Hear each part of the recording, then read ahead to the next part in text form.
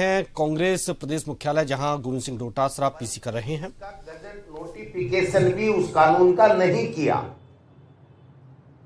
और चलते चुनाव में तमिलनाडु और पश्चिम बंगाल में हार से बौखला करके एक षड्यंत्र रचा गया। दो षड्यंत्र थे। एक तो पूरे देश की इस प्रकार से मनमर्जी का परिसीमन करके ऐसा कब्जा कर लें कि फिर उसके बाद में दूसरी कोई पार्टी कभी जिंदगी में जीत ही नहीं सके, यही राज करें। और दूसरा, चुनाव के अंदर इसका ज्यादा से ज्यादा बेनिफिट कैसे ले सकें। इस षड्यंत्र के तहत स्पेशल सेशन 16 तारीख को बुलाया गया और आपने देखा होगा कि किस प्रकार से डिलिमिटेशन का संवैधानिक संशोधन लेकर के आए। और वो संशोधन क्या लेकर के आए कि जो हमारे पास में उपलब्ध जनगणना के आंकड़े हैं, उसके आधार के ऊपर हमें छूट दे दी जाए कि सरकार एक साधारण बहुमत वाले बिल से पास करा करके मर्जी आए जैसे परिसीमन कर सके। मैं पूछना चाहता हूं देश के प्रधानमंत्री जी से, भारतीय जनता पार्टी की सरकारों से, कि ये अकल आपको कितने रुपए में कहां से खरीदी कि उस दिन 2023 को आपके पास में नहीं थी और जातिगत जनगणना की मांग हमारे नेता राहुल गांधी जी और खड़गे साहब और कांग्रेस पार्टी और विपक्ष की, उसके ऊपर आपने घोषणा कर दी और उसके बावजूद भी जानबूझ करके 2 साल तक आप जनगणना आपने शुरू नहीं करवाई।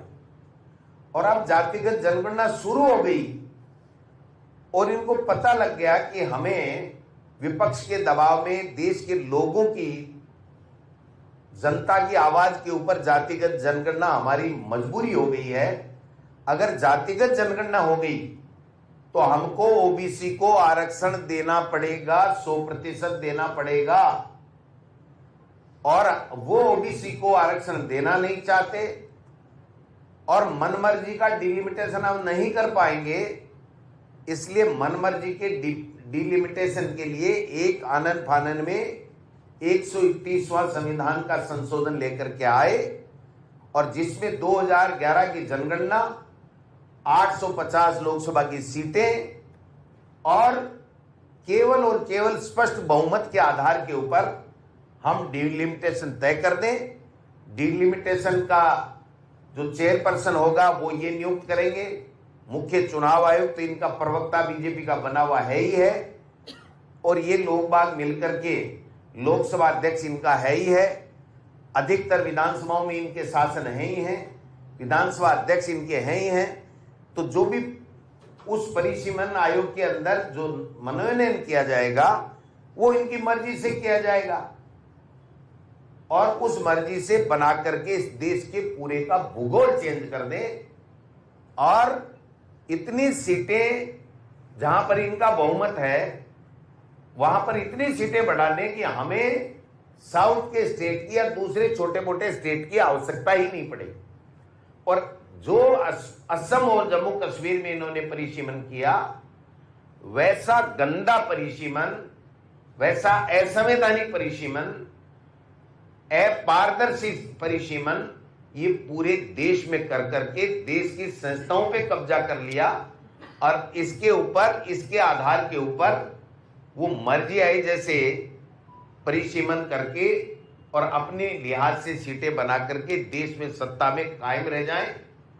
और जहां 2-3 स्टेट जहां ये सीटें बढ़ जाएं वहां पर आनन फानन में रेवड़ियां बांटो, कुछ भी करो, पैसे दो, लुटाओ खजाना देश का।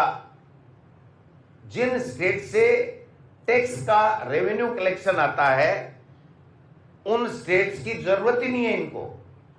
और पूरे देश के 80% इलाके का जो टैक्स का पैसा, 80% पैसा आता है वो लुटा करके 20% 4 स्टेट्स में लुटाओ और वहां से सांसद जिता करके पुनः देश की सत्ता के ऊपर काबिज हो जाओ। ये जो षड्यंत्र किया गया है, मैं समझता हूं कि इस षड्यंत्र को हमारे इंडिया गठबंधन के साथियों ने पहचाना और स्पष्ट सवाल पूछा कि आप मौजूदा 543 के ऊपर आप 33% आरक्षण क्यों नहीं देना चाहते हो?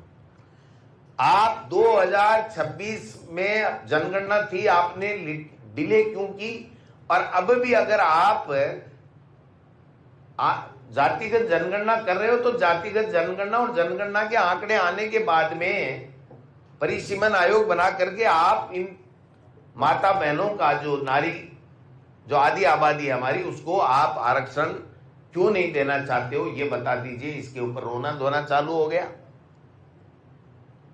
और बेशर्मी की तो हद तब हो गई जब हमारे देश का प्रधानमंत्री चलते चुनाव में इस तरह की बातें करे और उसके बाद में राष्ट्र के नाम संबोधन, और वो भी इतनी निम्न स्तर की भाषा का प्रयोग करते हुए, और चुनाव को प्रभावित करने के लिए आंखों में पानी ले आए कि मैं इतनी माताओं की इज्जत करता हूं, नारियों की इज्जत करता हूं, और मैं ये नहीं करा पाया, मैं माफी चाहता हूं, मैं क्षमा मांगता हूं।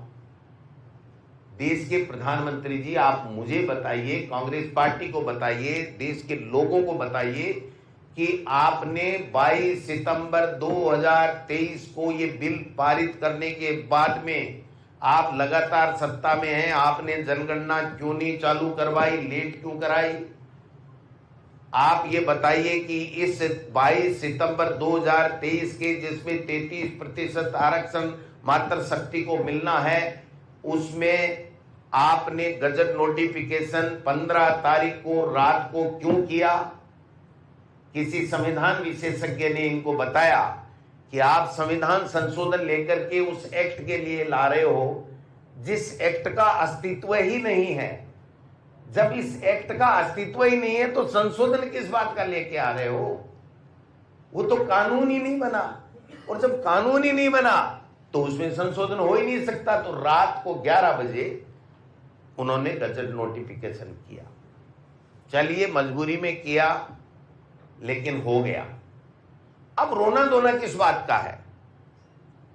आपका जनगणना का जो रजिस्ट्रार जो पूरे देश का है, वो ये कह रहा है कि हम मार्च 2027 में जनगणना के आंकड़े उपलब्ध करा देंगे अधिकृत रूप से। तो 2027 से 2029 के बीच में 2 साल है। आजकल सब कुछ डिजिटल है, जातिगत जनगणना भी आ जाएगी, परिसीमन आयोग बना दीजिए, 33% आरक्षण, ओबीसी, एससी, एसटी सबका 33% आरक्षण दे दीजिए। आप ये इस तरीके से क्यों भ्रमित कर रहे हैं लोगों को, ये मैं पूछना चाहता हूं। अभी मुख्यमंत्री जी ने यहां पर एक पर्ची आई दिल्ली से, एक मैडम मंत्री हैं कोई, वो लेकर के आई थी, और हमने सबने देखा, उन्होंने दी है कि इसके अलावा कुछ नहीं बोलना, यही पढ़ना आपको, क्योंकि पढ़ने में भी गलती कर लेते हैं हमारे मुख्यमंत्री जी। तो उनको थोड़ा शंका था, मैंने सुना है वहां पर कि उनको कहा गया कि जितना है देख देख के बोल देना, अपनी तरफ से भाषण मत देना। उन्होंने देख के पढ़ा, उसमें भी कई गलतियां तो है। लेकिन आप बताइए, मुख्यमंत्री जी कह रहे हैं हमारे प्रधानमंत्री जी ये कर रहे हैं, हमारे प्रधानमंत्री जी ये कर रहे हैं, नारियों को, हमारी मातृशक्ति को 33% आरक्षण देना चाहते हैं। तो मुख्यमंत्री जी दिया कुमारी को बना देते ना, मना कौन कर रहा था? नाम तो पर्ची तो उनकी आई थी, आपकी कैसे निकली? यहां तो एक मुख्यमंत्री तो बनाते। हमने चाहे राष्ट्रीय अध्यक्ष हो, पहले कांग्रेस ने बनाए, इन्होंने आज तक नहीं बनाया। प्रधानमंत्री इंदिरा गांधी जी महिला बनी, लोकसभा अध्यक्ष मीरा कुमारी जी बनी, राष्ट्रपति हमारी प्रतिभा पाटिल जी बनी, और आप बात कर रहे हो कि कांग्रेस पार्टी महिला विरोधी है। आप महिलाओं के लिए कितनी इज्जत करते हैं हमें पता है कि हमारी नेता सोनिया गांधी जी के लिए आप किस प्रकार के शब्दों का प्रयोग लोकसभा के अंदर पटल के ऊपर करते हैं। आप स्पीच में किस प्रकार के शब्दों का प्रयोग करते हैं, वो पूरे देश की जनता देख रही है और आपका मूल्यांकन भी कर रही है। मैं समझता हूं कि 2011 की जनगणना से किस प्रकार से आप देना चाहते हो, जो मेरी समझ में आया वो मैं बता रहा हूं कि 2011 की जनगणना इसलिए लेना चाहते हैं कि इनको जातिगत जनगणना के बाद में ओबीसी को भी इनको आरक्षण देना पड़ेगा, देना पड़ेगा, देना पड़ेगा, और ये नहीं देना चाहते, नहीं देना चाहते, नहीं देना चाहते। दूसरी बात, इसमें एक छुपी हुई बात है कि ये इस प्रकार का बिल लेकर के आए थे कि इनको केवल साधारण समर्थन बहुमत के